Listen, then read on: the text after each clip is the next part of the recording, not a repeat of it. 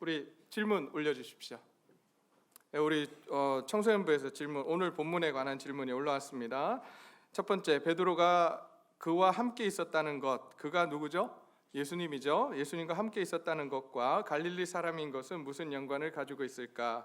또 베드로가 하나님이 자신에게 하나님을 모른다고 3번 말한다고 한 걸 떠올리고 왜 밖에 나와서 울었을까? 왜 베드로는 예수님이 대제사장에게 끌려가실 때 멀찍이 떨어져 갔을까? 사람들이 베드로에게 그들과 한패냐고 물었는데 왜 그렇게 취급을 했는가? 예수님은 베드로가 3번 부인할 것을 알고 계셨는데 어떤 기분이셨을까? 그리고 미리 말해주신 이유가 뭘까? 질문이 아주 깊어지고 있어요. 너무 좋습니다. 참고로 이 질문에 대해서는 제가 아마 이 시간 답을 못하는 경우가 있어요. 그래서 지난주부터 시간을 제가 짬을 내서 이 질문에 대해서 따로 한 페이지 내지 2페이지에 걸쳐서 답을 제가 일일이 달아서 보내주고 있습니다. 궁금하시면 우리 김태훈 집사에게, 우리 분양 집사에게 연락하시면 아마 답들을 받아보실 수도 있을 거예요. 자, 하여튼 그렇습니다. 네, 오늘 본문은 여러분이 잘 알고 계시는 본문 중에 하나입니다. 어떤 본문이죠? 베드로가 예수님을 3번 부인하는 장면이에요. 이 장면은 너무나도 잘 아는 장면인데요. 이 장면이 사실은 앞에 있는 본문과 이어지고 있는 본문이기 때문에 앞에 본문을 잠깐 살펴보면, 지난주에 우리가 뭘 예수님께서 제자들에게 요구하셨습니까? 기억나시나요? 예수님께서 제자들에게 요구하셨던 게 뭡니까? 기도하라고 요구하셨습니다. 기도하라고. 왜 기도하라고 하셨죠? 유혹에 빠지지 말고 시험에 들지 않게 하기 위해서 기도하라고 하셨습니다. 근데 제자들은 기도했나요? 못했어요. 못했습니다. 그 결과 예수님이 잡히시던 때에 한 제자는 예수님을 팔아넘기고, 또 제자들은 도망가고, 또 한 제자는 예수님을 3번 부인하는 그러한 일이 일어났습니다. 그러면서 예수님께서, 지난주에 제가 말씀을 못 드렸는데 53절을 보면 예수님께서 이렇게 말씀을 하십니다. 내가 날마다 너희와 함께 성전에 있을 때에 내게 손을 대지 아니하였도다. 그러나 이제는 너희의 때요 어둠의 권세로다 하시더라 라고 말씀을 하십니다. 이제 지금 이 순간부터 어둠의 시대가 시작되었다라고 말씀을 하십니다. 실제로 이 이후로부터 나오는 하나님의 말씀들, 예수님께서 잡히시고 또 고난을 당하시고 또 십자가에서 죽으시는 그 장면까지 굉장히 무겁고 어둡게 느껴집니다. 어떻게 이런 일들이 있을 수 있을까 할 정도로 무거운 그러한 장면들이 펼쳐집니다. 그러면 이 어둠의 권세가 언제까지 이어질까요? 언제까지 이어졌을까요?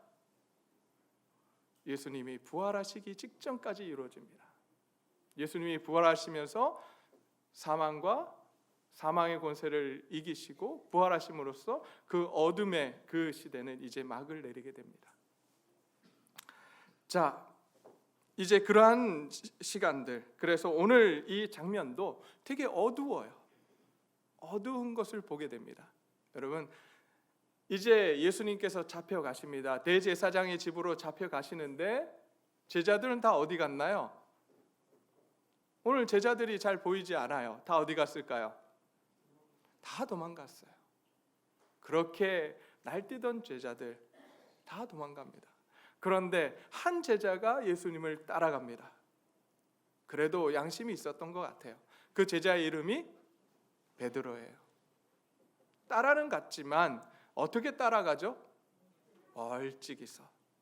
혹시나 엮일까봐, 혹시나 자기도 붙잡힐까 걱정하며 멀찌감치 쫓아가게 됩니다. 그런데 우리가 이제 이스라엘 지역을 오해할 때가 있는데요. 이스라엘 지역이 무지 덥다라고만 생각하는데 그렇지 않아요. 새벽녘에는 춥습니다. 사막 기후기 때문에, 광야 기후기 때문에 새벽에는 추워요. 밤에는 춥단 말이죠. 그래서 베드로가 그 추위를 이기기 위해서 어디로 다가갔을까요? 지금 불 피고 있는 그곳으로 다가갑니다. 그런데 그게 화근이었어요. 어두울 때는, 아무것도 보이지 않을 때는 사람들이 베드로를 알아봤을까요? 몰라요. 그런데 이렇게 장작불이 타고 있는 그곳에 베드로가 갔습니다. 그러자 불빛에 누구의 얼굴이 보였죠? 베드로의 얼굴이 보입니다. 그러자 한 여종이 이렇게 이야기합니다. 불빛을 향하여 앉은 것을 보고 주목하여 이르되 이 사람도 그와 함께 있었느니라 라고 이야기합니다. 그러자 베드로가 이렇게 이야기합니다. 아니라고 여자여 내가 그를 알지 못하노라 라고 이야기합니다. 조금 후에 다른 사람이 또 그에게 이릅니다. 너도 그 도당이라 하거늘 베드로가 이르되 이 사람아 나는 아니라라고 합니다. 1시간쯤 지나서 다시 또 한 사람이 장담하여 말합니다. 갈릴리 사람이니 참으로 그와 함께 있었느니라라고 이야기합니다. 여러분 여기서 좀 이상하지 않아요? 얼굴만 보고 그가 어떻게 갈릴리 사람이라고 하는 걸 그렇게 확신할 수 있었을까요? 이 당시에 이 갈릴리 사람들의 억양이 굉장히 독특했다고 해요. 갈릴리 지역에 사는 사람들의 억양이. 그래서 말하는 것만 들으면 저 사람 그 부산 사람, 저 사람 광주 사람, 저 사람 대구 사람, 이렇게 우리가 알듯이 이 당시에 베드로가 이야기하는 그 억양을 보며 이 사람이 갈릴리 출신이라고 하는 것을 사람들이 알았다는 거죠.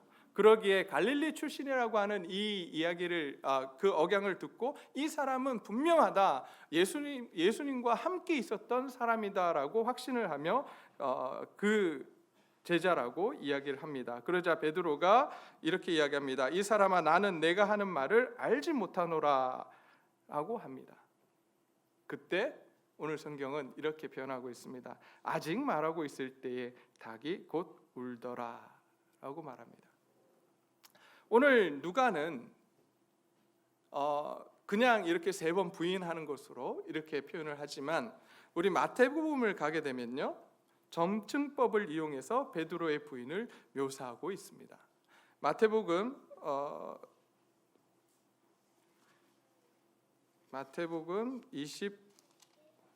26장에 가면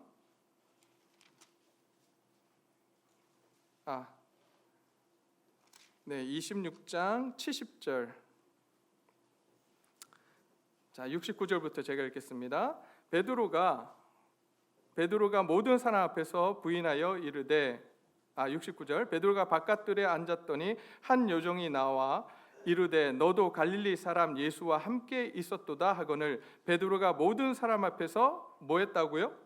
부인하여 이르되 나는 내가 무슨 말을 하는지 알지 못하겠노라 하며 앞문까지 나아가니 다른 여종이 그를 보고 거기에 있는 사람들에게 말하되 이 사람은 나사렛 예수와 함께 있었도다 하매 베드로가 어떻게 했다고요? 맹세하고 또 뭐 했다고요? 부인하여. 자, 앞에서는 어떻게 했어요? 그냥 부인만 했어요. 이제는 뭐 하죠? 맹세하고 부인합니다. 그 다음에 부인하여 이르되 나는 맹세하고 부인하여 이르되 나는 그 사람을 알지 못하노라 하더라. 조금 후에 곁에 섰던 사람들이 나와 베드로에게 이르되 너도 진실로 그 도당이라 내 말소리가 너를 표명한다 하거늘 그가 어떻게 해요? 저주하며 맹세하여 이르되 나는 그 사람을 알지 못하노라 하니 곧 닭이 울더라. 처음에 어떻게 했어요? 부인했어요. 두 번째는요? 부인하고 맹세하고. 세 번째는요? 저주하고 맹세하여 이야기를 합니다. 이렇게 베드로가 부인을 강하게 했다라고 하는 것을 오늘 이야기를 해주고 있습니다.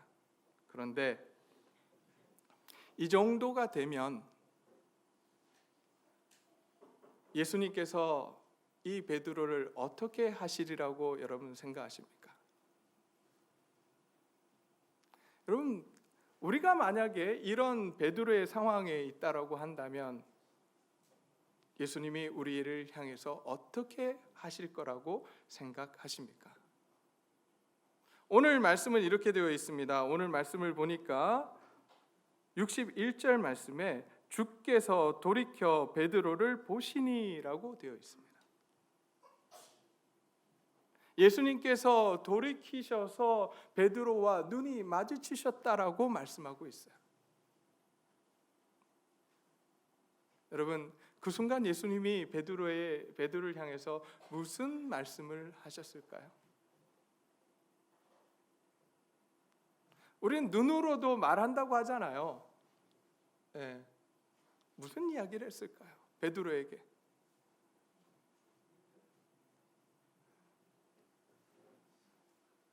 원망했을까요? 책망했을까요? 분노하셨을까요? 네가 어떻게 그렇게 나를 대할 수 있니? 그럴 수도 있을 것 같아요. 그런데 예수님 앞에서부터 계속해서 우리가 예수님의 모습을 살펴보았건데 예수님은 그러시지 않으셨을 것 같아요. 오히려 안타까워하시고 그리고 그를 향해서 긍휼하심으로 아마 말씀하셨을 겁니다. 그래, 괜찮아.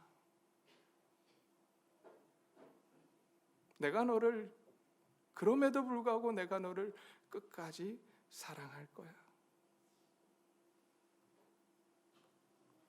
그러자 그 예수님의 그 시선과 그 예수님의 눈빛을 마주쳤던 이 베드로, 그의 마음속에 말씀이 떠오릅니다.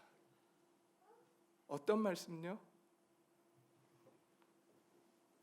오늘 닭 울기 전에 내가 3번 나를 부인하리라 하는 말씀이 떠오릅니다. 그러자 그 말씀에 부딪혀서 이 베드로가 밖에 나가서 심히 통곡을 하게 됩니다. 오늘 우리가 이 예수님의 이 시선, 예수님의 이 마음을 우리가 읽기를 소원합니다. 그리고 그 앞에 우리가 반응할 수 있었으면 좋겠습니다.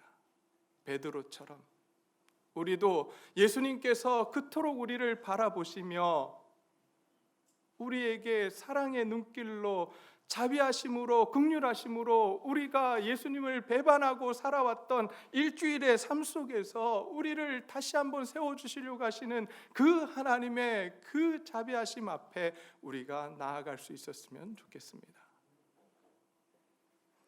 그런데 여러분, 저는 이 말씀을 읽으면서 왜 베드로한테만 이렇게 사랑의 눈길을 주셨을까? 다른 제자들에겐 왜 허락하지 않으셨을까라고 스스로 질문을 던졌어요. 아니면 왜 베드로만 사랑하셨을까? 물론 베드로가 거기까지 따라갔으니까 그러셨을 거라고 생각을 했습니다. 그런데 아니에요.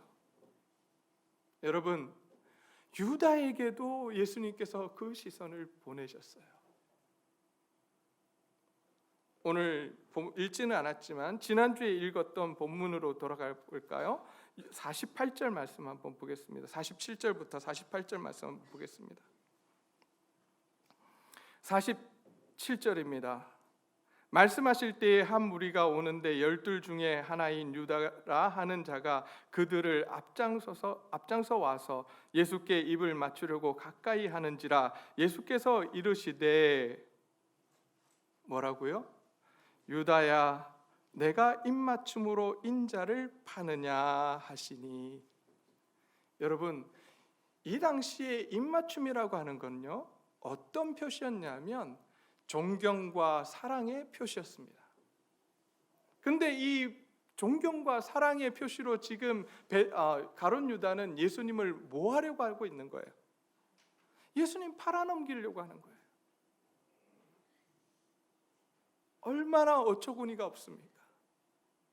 정말 저 같으면 감당할 수 없을 것 같아요. 사랑한다고, 존경한다고 입을 맞추면서 나를 파는 유다를 보면서 저는 분노를 느꼈을 것 같아요. 어떻게 저럴 수가 있지? 그런데 여러분, 여기서 예수님께서 이 말씀을 하신 것은 유다에게 다시 한번 회개하고 돌아오라고 긍휼하심과 자비하심의 눈빛으로 지금 이 말씀을 하고 계시는 거예요. 분노에 차서 원망에 차서 유다에게 하시는 말씀이 아니라 베드로를 돌이켜 베드로를 바라보셨던 그 시선으로 동일하게 유다에게 바라보십니다. 그리고 네가 지금 하고 있는 일이 어떤 것인지 깨달으라고 합니다. 그리고 말씀을 깨닫고 말씀 앞에 다시 엎드리라고 요구를 하셨어요. 어떤 말씀일까요? 어떤 말씀이 유다에게 지금 생각이 났어야 했을까요? 마태복음 한번 찾아볼까요? 다시 마태복음을 한번 갑니다. 마태복음 26장으로 한번 가볼게요. 26장 20절.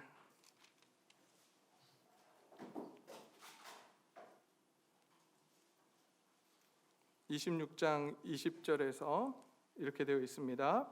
저물매 예수께서 12제자와 함께 앉으셨더니 그들이 먹을 때에 이르시되 내가 진실로 너희에게 이르노니 너희 중에 한 사람이 나를 팔리라 하시니 그들이 몹시 근심하여 각각 여쭈오되 주여 나는 아니지요.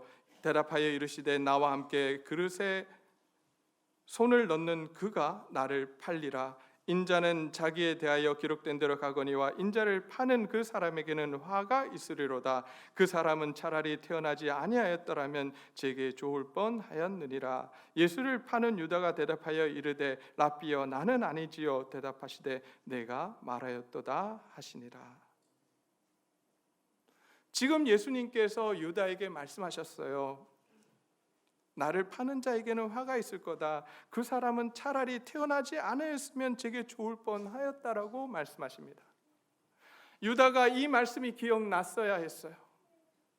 그리고 그 말씀 앞에 엎드려서 베드로와 같이 울며 하나님 앞에 회개해야만 했습니다. 그러나 그는 회개하지 못합니다. 아니요, 말씀을 기억하지 못합니다. 왜 말씀이 기억나지 않았을까요? 요한복음으로 가면 유다의 마음속에 누가 들어갔다고 표현하고 있냐면 사단이 들어갔다라고 표현하고 있습니다. 맞습니다. 사단은 우리가 말씀을 기억하지 못하게 만들어요. 그리고 우리가 회개하지 못하도록 만듭니다. 그러기에 우리는 우리의 마음을 지켜야 합니다. 어떻게 지킬 수 있을까요? 우리가 말씀을 읽어야 합니다. 말씀을 읽고 묵상하고 우리가 하나님 앞에서 기도해야 합니다. 어떻게 기도해야 합니까? 예수님처럼 기도해야 돼요. 예수님 어떻게 기도하셨죠? 예수님 어떻게 기도하셨습니까? 아버지의 뜻을 구하셨어요. 여러분, 기도라고 하는 것이 다른 것 아니에요. 철저하게 우리 자신을 내려놓는 겁니다. 끊임없이 내 생각, 내 뜻을 주님 앞에서 내려놓고 누구의 뜻으로 채우는 거죠? 하나님 아버지의 뜻으로 채우는 거예요. 기도의 자리에 나아가서 우리 자신을 죽이고 내 안에 누가 일하시도록요, 누가 가득해지시도록요, 예수님이 가득해지시도록 하는 것, 그것이 기도예요. 오늘 이 시간 우리가 그 기도의 자리에 들어가기를 소원합니다. 우리 자신들을 내려놓고 내 뜻, 내 생각을 내려놓고 하나님의 뜻을 가득 품고 돌아가는 저와 여러분들이 되시기를 간절히 소원합니다. 그때 우리 안에 말씀이 깨달아지고 말씀 앞에서 우리가 하나님 앞에서 회개하게 되고 그때 하나님의 놀라운 일들을 우리가 하게 될 줄로 믿습니다.